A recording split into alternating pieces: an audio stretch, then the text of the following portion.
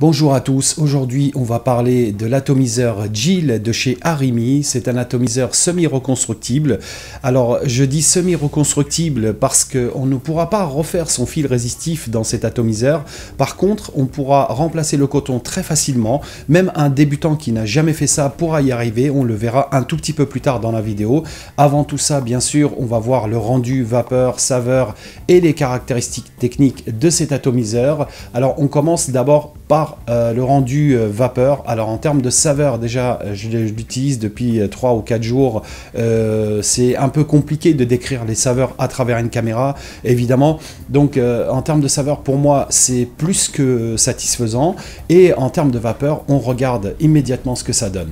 Voici le premier test avec la box réglée à 30 watts avec la résistance fournie d'office en 0,25 ohms.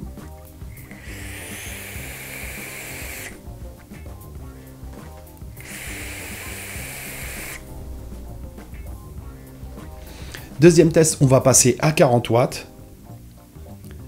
Donc je rappelle que c'est une résistance type notch coil calibrée à 0,25 ohms. Là je suis à 40 watts.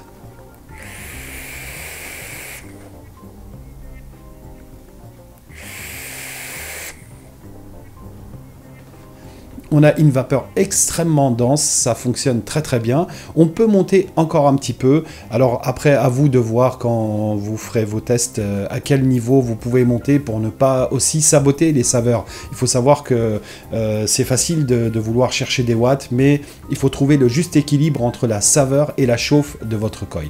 On passe maintenant en gros plan pour voir les caractéristiques techniques de cet atomiseur. Voilà à quoi ressemble l'atomiseur Arimi Geely. Alors c'est un atomiseur extrêmement compact qui mesure 43 mm de hauteur avec son drip tip, 37 mm sans le drip tip, sur un diamètre de 22 mm. On retrouvera un réservoir en Pyrex interchangeable d'une capacité de 3 ml.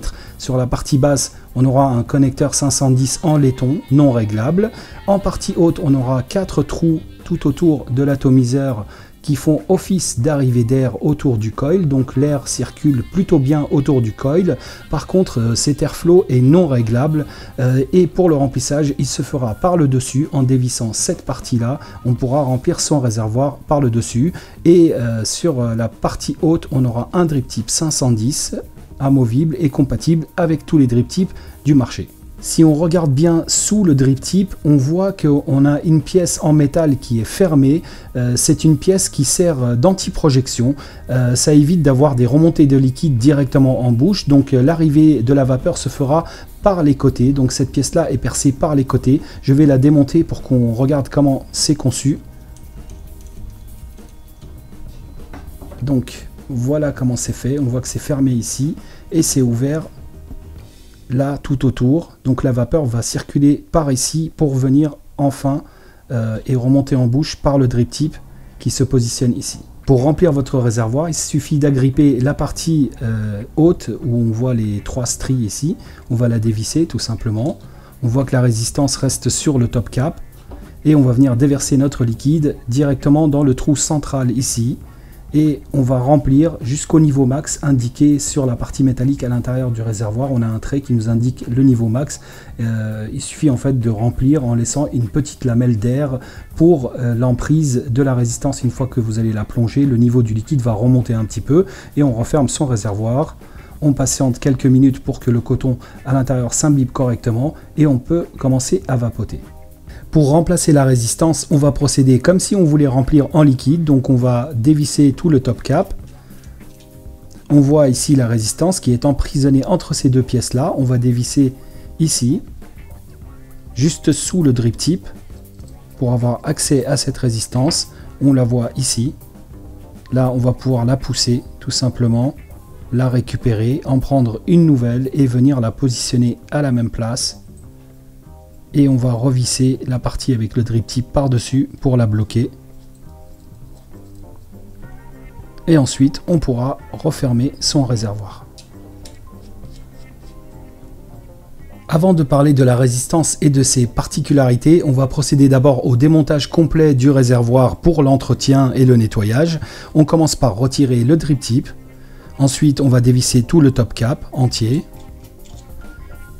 Pour séparer la résistance, on va refaire comme tout à l'heure. On va enlever la partie supérieure du top cap. On sort la résistance de sa place. On pose le top cap. Ensuite ici, on va retirer le Pyrex. Quand on l'aura cassé, on pourra le remplacer. Il y en a un deuxième qui est fourni dans le pack. On va séparer les deux parties métalliques en les dévissant aussi. On enlève le Pyrex et on se retrouve avec la base ici, la partie basse de l'atomiseur. Attention, ici vous avez un joint sur la partie basse et sur la partie haute, les deux parties qui encerclent le réservoir pour l'étanchéité. Attention de ne pas les perdre. Dans le pack, il y a un jeu de rechange, mais quand même faire bien attention en démontant son réservoir et en le lavant de ne pas le faire tomber. Passons maintenant à la partie la plus intéressante, c'est là où réside toute la nouveauté dans cet atomiseur, c'est cette résistance, une sorte de notch coil avec le prolongement des pattes qui va faire contact avec l'atomiseur directement. On voit le coton au milieu, donc on commence à imaginer à quel point c'est facile de le remplacer, on le fera juste après. Alors regardez ici sur la partie basse, on a des pattes qui sont pliées, qu'on voit là, qui vont venir s'emboîter sur le connecteur 510 en laiton. Alors le connecteur est juste là. Et regardez ces petites pattes qui vont venir s'emboîter dessus pour faire contact, tout simplement. On va passer au remplacement de coton et vous allez voir que c'est tellement simple, ça prend vraiment quelques secondes. Pour remplacer le coton dans cette résistance, on va d'abord commencer par retirer l'ancien coton. On va prendre une petite pince comme ça par exemple. On va l'attraper par le haut, donc côté notch coil. Et on va tirer dessus pour le retirer. On prépare un deuxième morceau de coton, comme ça. On va le pincer au bout pour pouvoir l'introduire facilement.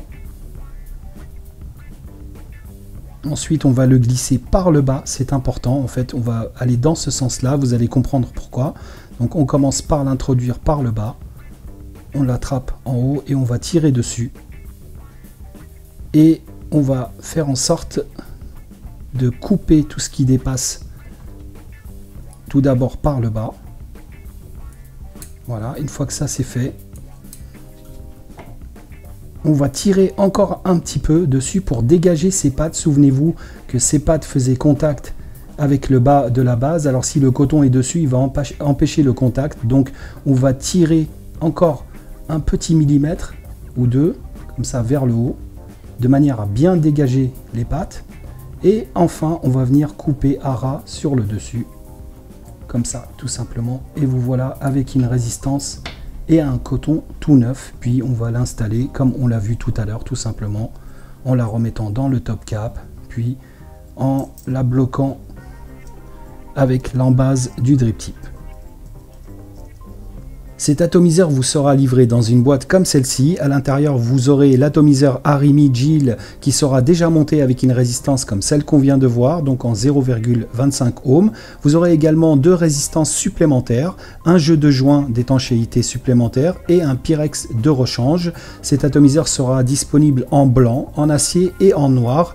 On va passer maintenant aux points positifs et aux points négatifs. Pour faire le bilan, le premier point positif, c'est évidemment cette nouvelle résistance dans laquelle on peut remplacer son coton très facilement, comme vous l'avez vu tout à l'heure. Le deuxième point positif, c'est le remplissage par le haut. C'est même, je dirais, le fait d'avoir tout reporté vers le haut, airflow, remplissage et remplacement de la résistance. Du coup, on n'a plus aucune fuite entre l'atto et la box. C'est quelque chose qui est vraiment très appréciable de ne pas avoir à nettoyer sa box avec le liquide qui dégouline dessus et qui avait tendance à oxyder les connecteurs. Et le troisième point positif, c'est le fait de pouvoir le démonter entièrement. Donc pour le nettoyage, ça devient très simple. On pourra aller nettoyer dans les moindres recoins. Côté point négatif maintenant, je dirais que le premier point négatif, c'est l'absence de réglage sur l'airflow. Évidemment, on a un airflow figé. Il distribue correctement l'air autour de la résistance. Il n'y a pas de souci. Par contre, on ne peut pas le régler. Le deuxième point négatif, c'est la contenance de ce réservoir. C'est un atto qu'on aime utiliser à des puissances allant jusqu'à 40-45 watts. Du coup, les 3 ml de contenance deviennent un petit peu justes. On aurait aimé voir un réservoir un tout petit peu plus grand. Voilà ce que je pouvais vous dire sur le Arimi Gil. Merci de m'avoir suivi pour cette nouvelle revue et à très bientôt.